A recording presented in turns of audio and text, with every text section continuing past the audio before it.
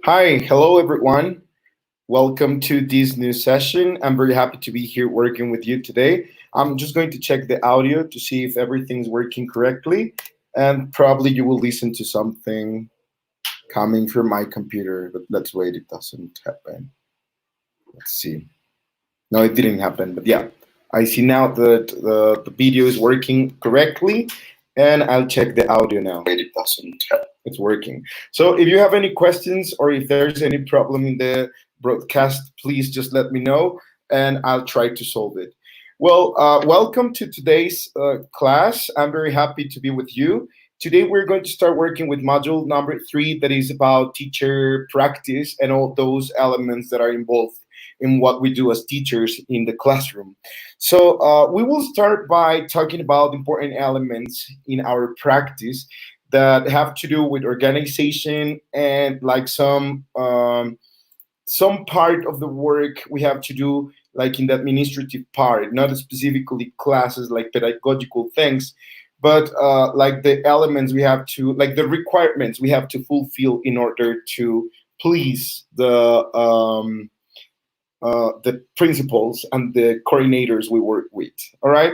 Well, I hope this information is useful for you, and I hope you find it really interesting. And I will also like to invite you to be like an active part of this lesson. So, how could you do that? Well, it's pretty simple. You just have to write your comments down on the chat, and you can write your questions or any comments that you might find important. They are actually important for all of us, right? Well, yes.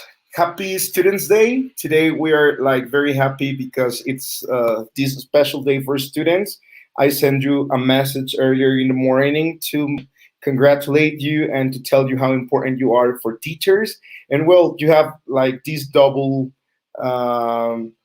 double congratulation because it's your like Teachers Day and Students Day. So yeah, congratulations to all of you.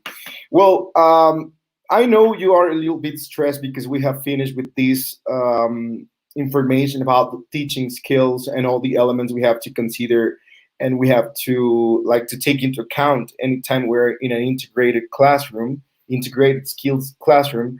So I just wanted to start feeling relaxed and forget about that for now. We are going to retake it later on. So I just want you to relax, right? We're going to have this information that it's not a lot today. It's like very brief, um, and it's simple to understand because this is something you actually do every day. Well, lesson planning is an important part of the teaching or of the teacher practice, right? It is because in a way we can like have control of what we do and we can predict what's coming next in with our students and also with the actions we do. Hi everyone, I'm seeing Kathy's here, Raquel, hi, Coco, hi, Sandra, Coco again. Andrea and Aurea. Aurea. I'm sorry. You will hate me at the end of this. I know, but I promise I will know how to pronounce your name correctly. I mean, I know it, but I don't know why I like to change it. Okay. Well, I was telling you about lesson planning and lesson plan, how important it is because the lesson plans are like this graphic part of teachers' brains. That's how I understand it. Let me take this banner out because it's. I would take it away. It's there. Okay, yeah. Is this representation like graphic representation of what teachers think and what teachers know they have to do? And I find it quite important because based on your lesson plan, you can have like this map. You can write this map, and it helps you understand better the place where you have to take your students in terms of objectives. And it helps you really understand the connection between the different elements of teaching once you see it on paper. Some teachers, like especially those experienced teachers, don't really need to create a lesson plan because they have like this ability to understand, to link, to predict, and to do all those actions like in a more automatical way. But some new teachers and some teachers who are like really used to paper, still, or they still write their lesson plans, and I find it really useful, right? Anytime you have time, it's important to have your lesson plan. Well, I have some questions here that I want you to answer, but I would like you please to write them down, just like with some comments. Please start writing your answers. The first one is, what is a lesson plan? How could you define what do you understand by lesson plan? That is the first question. Then we have another question that says, what are the functions of a lesson plan? Like, what do we use it for? And the third question, what elements do teachers have to include in a lesson plan, and why? Why do you consider those elements are important? So please write your answers by numbering them with one, two, and three, so I know what you mean, or what you refer to. All right. So I'm also going to send you the link if you want to interact with me. And if you want to talk, it would be also very good. I'm doing it right now.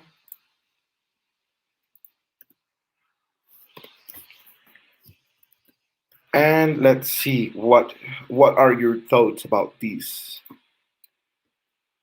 Well, all of us who have studied a BA in ELT, for example, are very used to have lesson plans. This is like a requirement. Every time you're teaching a 5 minutes lesson, you have to write your lesson plan down. And at some point, it becomes like boring, and it becomes like a lot of work. Because, yeah, actually sitting down and start to think of what you have to do in a lesson, it's a difficult task. You have to take so many things into account. You have to consider like your students, basically. That's like the first thing I would say. And students are like very different. They have a lot of different needs. They have a lot of different skills, abilities, interests.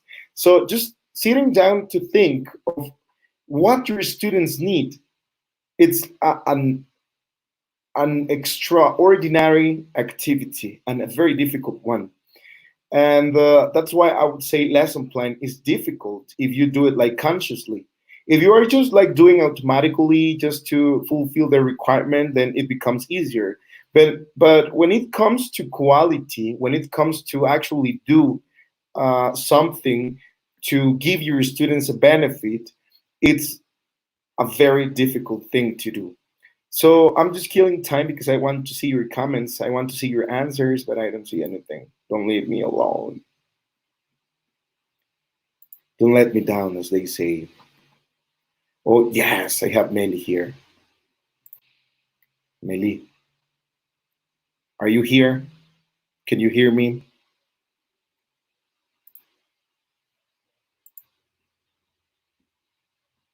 Hi, Meli. Hi. Hey, it's nice to see you. Okay, tell me, answer the first question. What is the lesson plan? Yes.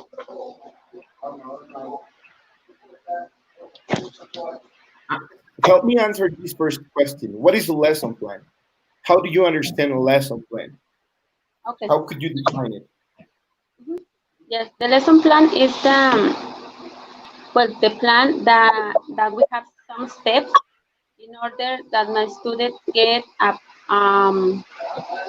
product or objective, and then we have in the planning we have the four stages: the yes, the warm up, the presentation, the practice, and the production, and the wrap up. All right, okay. So I will try to get like the most important things you mentioned. First of all, that it is a guide, right? It is a guide for teachers to make students achieve certain objectives, right? That's really important. But you also said that there are some stations for lesson plan. Could you repeat them, please? The stages. Yeah. Well, in my planning, it will have the warm up, and then we have the presentation, practice, production or application, and the wrap up.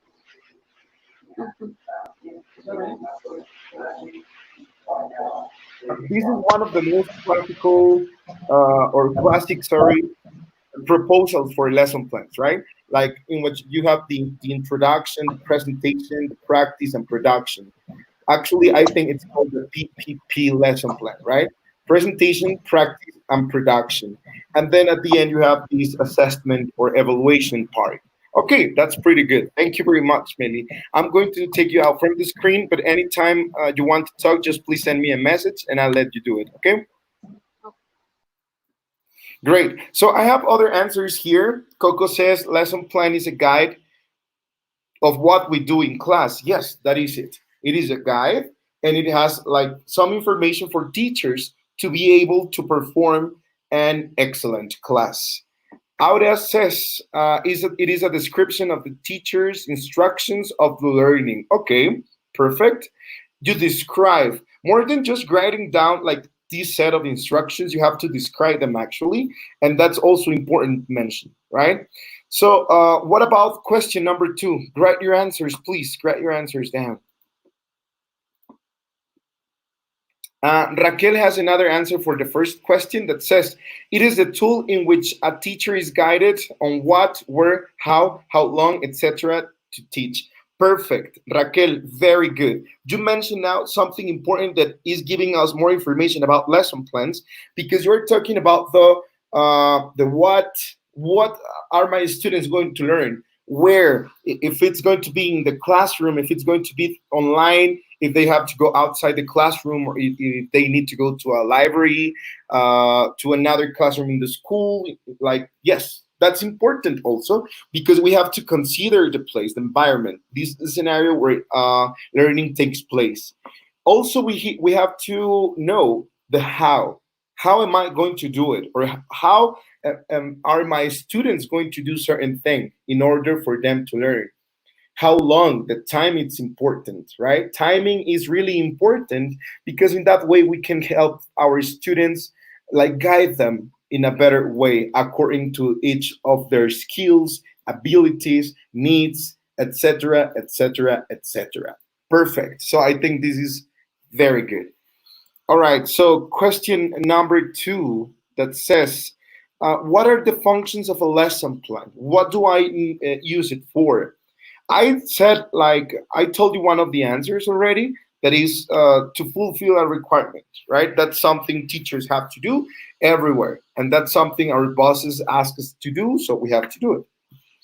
So Terry says that the lesson plans are to have an organized class and have a structure, and that's true. It's like the map. It's like a map you have to follow.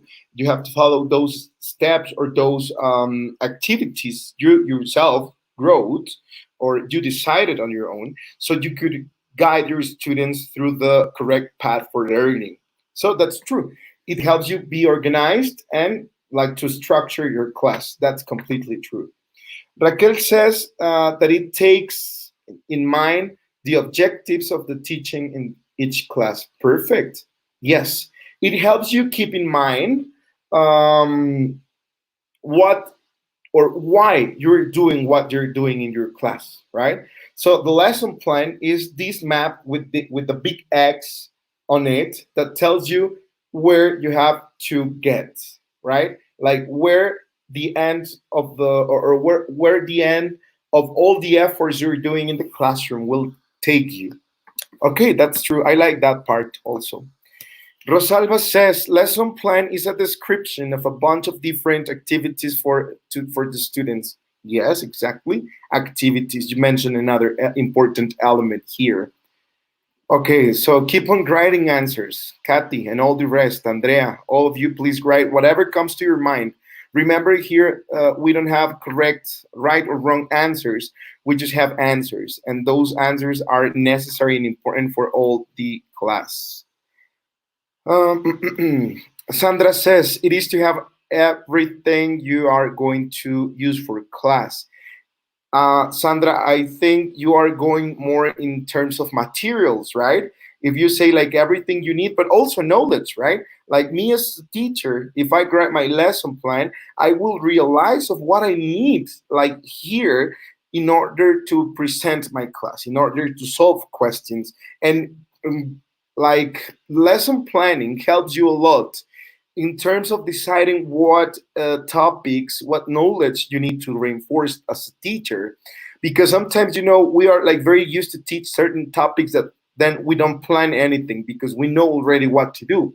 But then it happens sometimes that you forget certain rules, you forget certain words, or probably you don't remember them, right? Like simply you stop using those things that you don't remember, like how to say something or how to say other thing.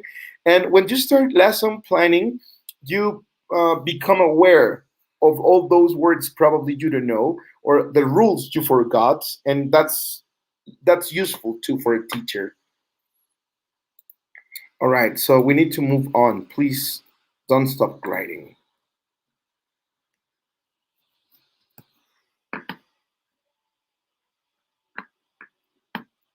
There are more answers. Copy. A lesson plan is a guide of what to do during the day. All right, a guide. I completely agree with you. To help you put your ideas in order, Terry, that's fantastic. And I consider this is one of the most important functions of a lesson plan because sometimes we have like all the ideas here, but we don't know how to make them come true, right? It's like probably I know what my students need to learn, but if I don't write it, if I don't see it on paper on this map, then it becomes harder for us. Griselda says time management tools gives you more confidence. Exactly, and that's an important part, right? Teachers need that confidence coming from a lesson plan, because sometimes you just forget about what's next, right? You have probably planned the best activity, but then something happens that then it breaks everything, and then you forget like what's next. You forget like what your objective was because you have to take other things into account. You also need to care about those students who fight, those students who don't pay attention, etc., etc., etc. So definitely, it gives you confidence. All right. So, what elements do teachers have to include in a lesson plan and why? Just mention one and tell me the reason why you consider it is important or it should be included in your lesson plan. I would like you guys not to grade those elements as, for example, teacher's name, uh, name of school, all those like information, like school information is important, but it's not part of like teaching itself. It's just what schools require or what schools ask you to include. So think of other elements that are important. Meli, could you help me with that? Oh, Meli left.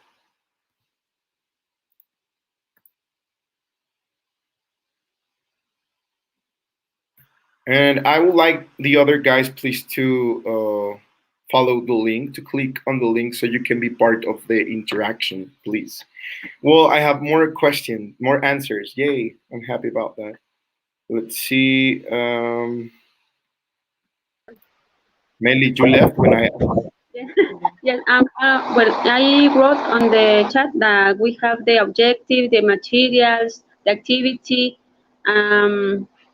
what else? And it helps us in order to not forget any step. I think it's the some of the um, elements that have in the plan. Yes.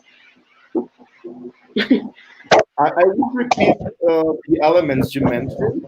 I think those were objective, materials, timing, steps, activities. Perfect. Perfect. I agree with you. I think it is really important. All right. So I have more answers here. Let me read them. Griselda says the objective, right? The objectives, because we have different types of them. Warm up or introduction to introduce the topic, correct. Yeah, you corrected yourself. Yes, so those are some of the elements we need to include in a lesson plan, right? So let's continue. As I told you, I don't want you to feel overwhelmed. That's why we're just going to have an introduction for this new module. And so I don't want you to feel you're being given so much information. And I will take advantage to tell you the following. I open on the Google Classroom a space for you guys to check all the references we're using for this new module, and I'm going to be adding there the books, the magazines, and all the things I use um, to present in the PowerPoint presentations. So I will recommend you guys to go look for this information and read it, so you can like have more knowledge about this. Hi, Sandra. Hello again. Your, your baby's there.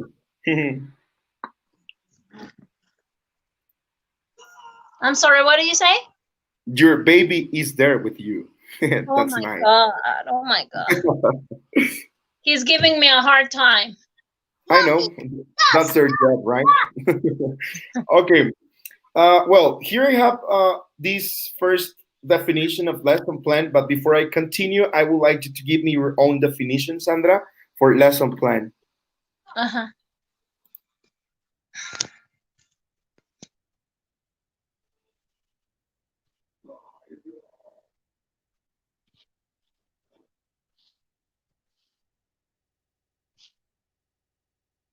So tell me, what is a lesson plan? So my definition, Yes, with your own words. with my own words, I think it's I have it here. I'm busy. I'm busy.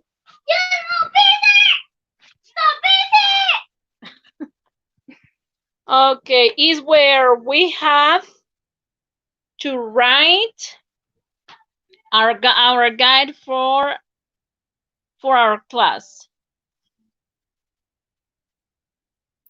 All right. So you're gonna using this word, right? The guide for a class. Okay. I'm going to take you away from the screen, and then I will put you back anytime you need to say something. Right? Just write me a message, and you'll be again on the screen. Thank you. Okay. Perfect. Well, so we have to understand lesson plans as this teacher's guide that we use to run a particular lesson, right? And it includes, among others, the goal that it's understood as what the students are supposed to learn and how the goal will be reached. I think it was Raquel who said the how, right? The how, the when, the where. So, in other words, we could say it is the method or the procedure we will follow in order for our students to achieve something. And also the way of measuring how well the goal was reached. It means assessment, the test, the worksheets, the homework, the productions, and the way they will participate, right? So, as you remember, we have seen some other techniques and strategies for us to be able to assess our students depending on the skills we are working with. So, we have to take all those things into account. The skills we're teaching, the topic, the specific topic we will teach. Meli, do you want to say something? Okay, I'm sorry. Okay, all right. So that is the definition of a lesson plan. It is the guide. It is the map. It is like the um, the teacher's guide, right? And yeah, sometimes we're used to have our lesson plan next to us, which is really useful. But sometimes we have to understand lesson plans are just a plan. It's not something we have to do like very strictly, that we have to follow step by step. Remember, as teachers, we need to learn the art of improvisation. We need to improvise a lot because sometimes things, well, not sometimes, always, every time we come to class and we present our class as we have planned it, we realize that things don't simply work, right? And it is because there are a lot of other elements we have to take into account that are not under our control, right? So there are a lot of other variables we have to consider, as for example, the student's mood, the time of the day in which we're teaching, if it's the first class or the last class, or if it's after the break. So all those things actually change the way your lesson plan can work. So the functions, or the three main functions of a lesson plan, are the following. The first one says an aid to planning. Uh, when you start writing your lesson plan, you can first of all know what to expect from your students, like what you're expecting them to learn or to be able to do. Remember, there are different things we also have to take into account when it comes to teaching. It is knowledge, it is also attitudes, it is abilities, it is behavior. So there are different factors and different objectives we have to pursue every time we are teaching. So this lesson plan gives you this help you need in order to understand all the objectives you have to achieve. So it helps you also to think logically of what things you will do, right? It will help you relate the stages. It will help you find the relationship between the stages and the timing, or the time you have available, because sometimes our classes vary on time depending on where you work, depending on many other factors, right? So that relationship between what you have to do and what your students have to achieve and the time you have available to make those things happen, it's important. And sometimes it's not like very easy to do it unless you write it out, unless you see like, oh no, I think 5 minutes won't be enough. Then you start thinking, you start reflecting. And also lesson planning, it's one of those actions we have to do for reflective teaching, right? Lesson plan, it's actually, I would say, the first step for reflective teaching. um, I will continue with the second one that says that it is a working document. It's like one of its functions too, because if you have your lesson plan when you are working, not before you, like the first step or the first function I told you, an aid to planning, is, sorry, before your class. But a working document happens while teaching, so it helps you keep you on target, like you know where to go, and it helps you remember, right? Something we mentioned before. Mm, yes, so it won't help you. Sometimes it won't help you to actually respond to your students' need, like at the moment of teaching. Sometimes you can't predict what will happen, but a lesson plan is just something that might help you, might give you an idea of what will happen, right? So it can help you to solve or to cope with all those difficulties you might have in your classes. So it is a working document and it helps you guide your practice during teaching. And the third one, it's like a record, something you can keep about your students' progress and also your own progress, right? And it can help you, for example, with your principal, with your coordinator, because you can show them what you're actually doing through your lesson plan. It is this record of what you've done and what's next, what will happen next, right? And it will definitely help other teachers, right? Every time those teachers start working with a group that probably you worked before with, you can help them giving them those lesson plans. Probably they know what the students are supposed to know, and what students need to reinforce probably. So lesson plans are like this information of the students' progress also. They don't give us like information about how well they learned, but at least they give us the information of what they have been taught, and that's important, right? So remember, there is a difference between what we teach them and what they actually learn. So lesson plans help with this first part, what students have received as instruction in their classes. I will continue with the next part for lesson planning. We have different elements on lesson plans, right, that are really important.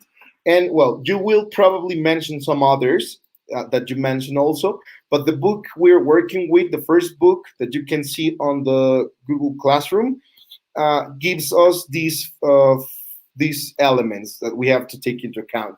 The first one, the aims, right? It is like the basis. If we know like what the students have to learn, if we know what they need to be able to do at the end of the class, then we have half of our lesson plan ready, right? It will be done by half. So we also need to write procedures or methods as it was expressed before. We also have the approaches and activities. The materials, aids, and equipment is also important. The class profile, which is an important part. The anticipated problems, in a way you are predicting what will happen with your students, and timing. This was not in the book, but I added it because I think since it was part of the definition, so it is important to know that you have to add all the timing, like all the time you have available in order to achieve the goals, right? So those are some of the elements this first book tell us we need to add in our lesson plan. Definitely, aims is one of the most important. I will say it is really important.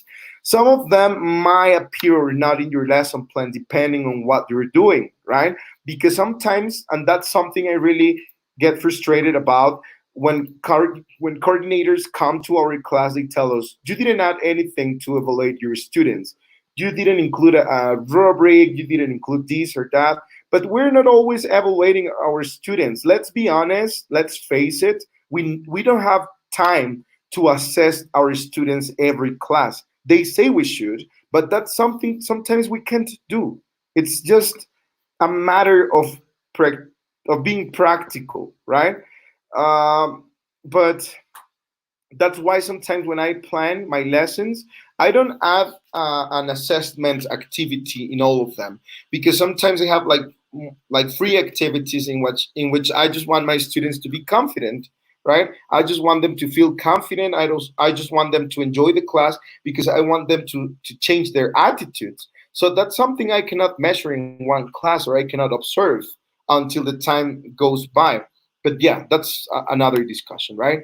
Well, we will start just with the first element so we can finish here. I don't want it to take, I don't want, I didn't want us to take more than 40 minutes. That's why it will be like very, very brief. So you can continue reading the other topic we had agreed, and we can have this new lesson on Monday. I think it was Monday, wasn't it? Well, you let me know through the WhatsApp group because sometimes I forget. But yeah, the aims. Well, I got this picture for you. It says, but keep in mind the classroom might be a stage for 20 more or 20 plus other improved processes, and none of them have your script, right? So you get to the classroom with your lesson plan and you think it will be a very successful and productive class, but then surprise, you realize that your students are, how can I say that, are a beautiful thing that can change your whole work, right? They can change your lesson plan completely just with the very first 3 minutes of your class. When you start your class, you will realize whether you will succeed or not with that plan you had. So you have to consider, or you have to keep in mind all these all the time, right? So lesson plan is just that, a plan. It's not something you have to stick to like very strictly. But yeah, where was I? So the objectives or the aims that you have here. Well, those aims, or they can be written, or you can get to know them very easily to three main things. The first one, you have to ask yourself, you have to wonder, what do my students need to achieve, or what do they need to be able to do at the end of this class? So if you start by asking yourself that question, then it will be easier for you to have your objectives written, right? And obviously, those are the elements you have to include: your students' achievements and your students' productions. Objectives are never, ever written based on what the teacher has to do. That's something we don't need to know. Remember, this is a lesson plan, it is a guide for teachers, but it needs to be based on what the students need to be able to do, always. The how or the what, me as teacher, what am I going to do? It is like another part that probably can be included in in the objective, but not as the most important element. Remember, what matters here is what your students are going to be able to achieve at the end of the class. So whatever you do, it's up to you, and it might change if if plan A doesn't work. The second thing you have to consider is the specific language competences or abilities, right?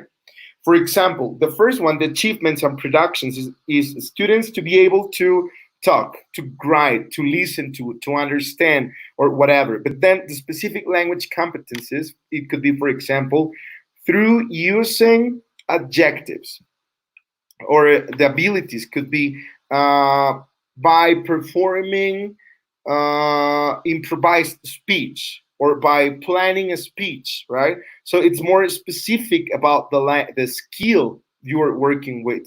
Remember, from what we've learned before, each skill might have different sub skills or sub sub skills that you can teach. For example, when we talk about pronunciation, no, when we talk about speaking, we have to consider pronunciation, accuracy, or like intonation or other things. So it's not always about the skill itself. It could be something that integrates the skill, but not the skill itself. And the third thing you have to take into account is the language skill, right? Whether it would be speaking, reading, writing, listening, or any other thing you're working with. Those are like the main things you have to take into account. Obviously, there are other things in other aspects you have to consider. But yeah, when we write a lesson plan, we have to remember there are two kind of objectives, right? The first one is the general one, and it describes the school-wide outcomes. For example, improving student skills in this or in that. And you can mostly get it from your programs, from your syllabus. You can get this general objective that is most of the times what you pretend your students to be able to achieve at the end of the semester, at the end of the school year, or at the end of the unit, or at the end of the bimester, or whatever you divide the studying time, right? But most of the times, the general objective is this big thing that tells you what you want to achieve by the end of a unit, of a school unit, right? Then we have specific objectives that talk more about what actions you will actually take in order to fulfill or to achieve this general objective. The specific objectives are described behaviors that students have to perform or that they have to acquire in a particular unit, a subject, a course, or a particular program. Yes. For example, they could be cognitive, affective, and psychomotor domain. You remember I told you that at the beginning. So since we work with competences, we have to remember there are different parts of a competence, and then you can develop them through different objectives, right? So the specific objective most of the times is used for a class, just for a class, right? Or for an activity, it could also be. All right. So I think there's no more information about aims because we will continue with the other elements in another class. Not today because it's Saturday and it's Students' Day, and I don't want you to work more than you should. All right. So I think this new module will be easier. It's going to be better because it's more practical, right? This is more like something you always do in your class. And we will have as final product a lesson plan that you will write, and I'm going to evaluate it, and I will assess your knowledge through this lesson plan you'll do. All right, so I would like to know if there are some comments, something you want to mention. I will be happy to-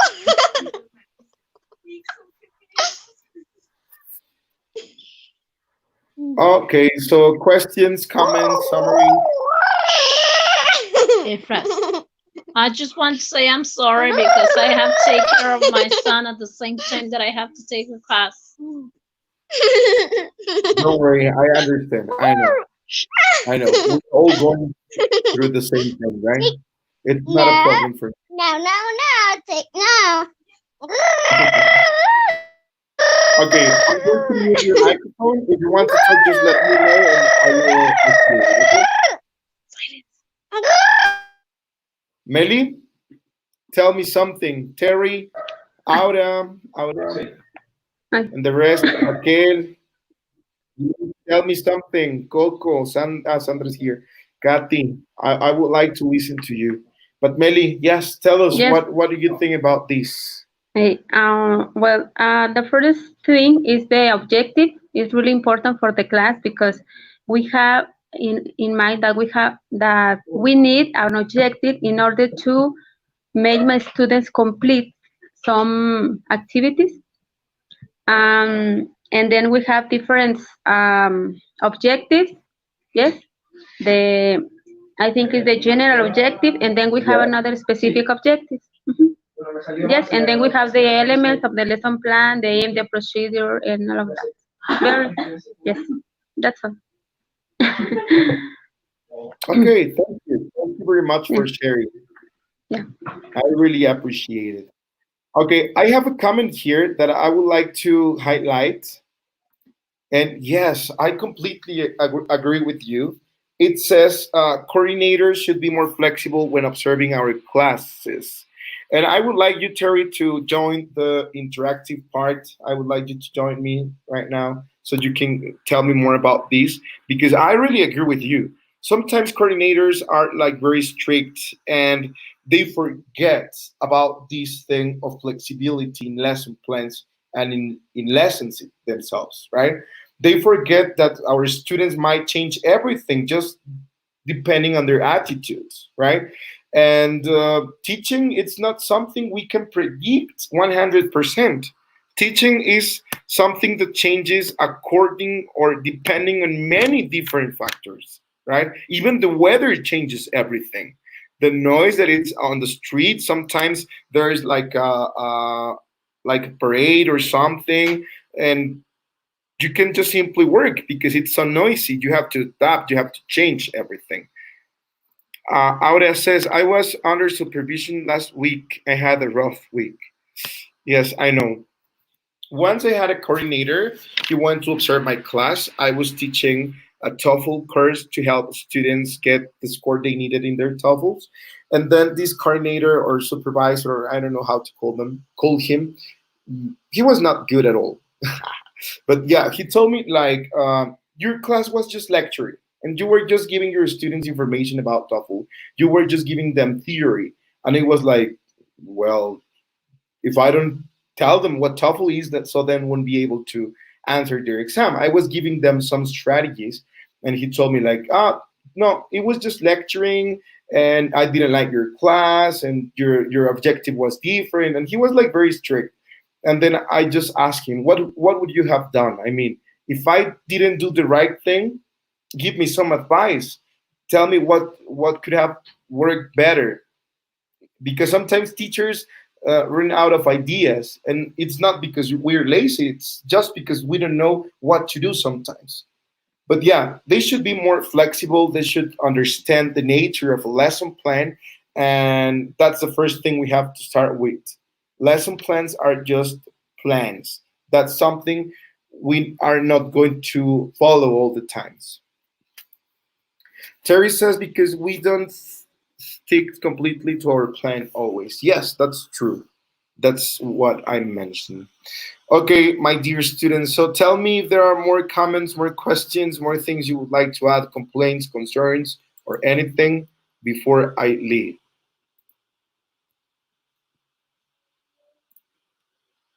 Just the bite. Just the bite. Just a bite. One moment. Just the bite. Sandra, something you would like to Me, teacher. Okay, I leave it to you.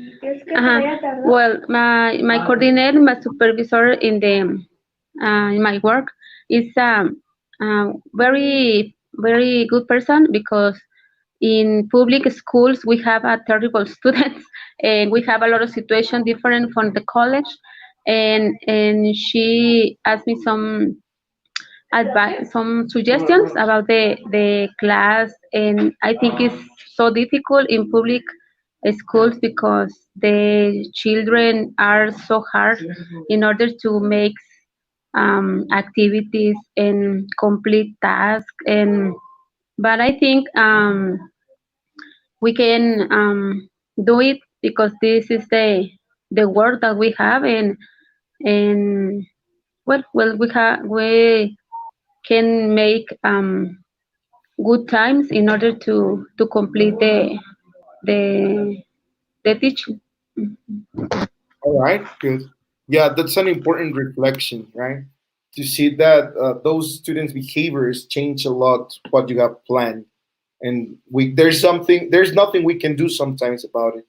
Raquel says, I think the lesson plan is a plan. Yes, it is just theory about your classes, but it might change at the moment of the class because of different moods, your students' moods.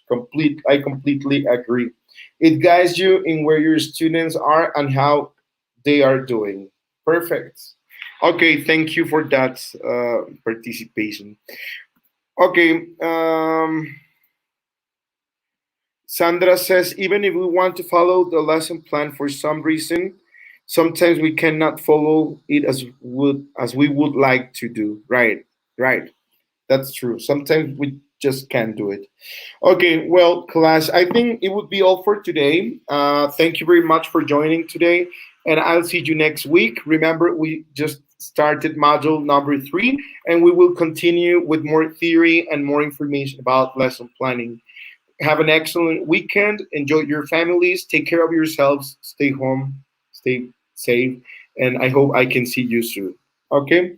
So, goodbye, all of you. It was a pleasure. And bye bye. Bye bye.